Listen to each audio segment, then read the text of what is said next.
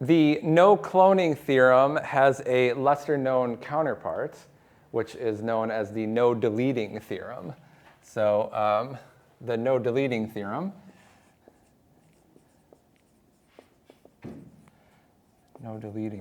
which I don't believe is in the textbook. So this is your bonus for the course.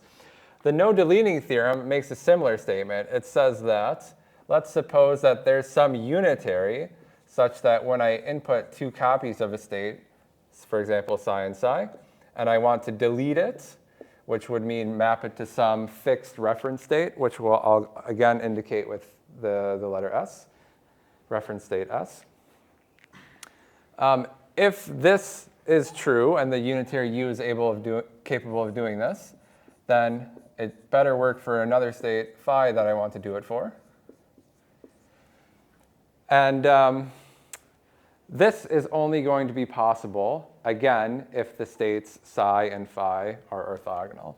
So if this is true, then psi and phi must be either equal to 0 or 1. And I'll just write it as equal to 0 because, again, the case where it's 1 is the state psi and phi being the same. Would anyone be able to prove this?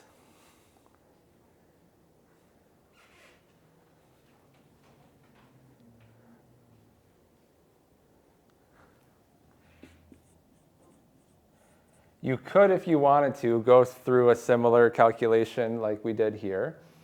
But we already did that once.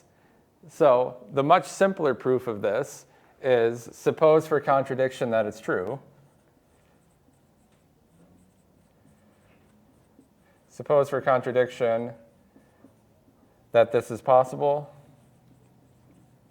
meaning for arbitrary, for any psi, phi, not necessarily being equal.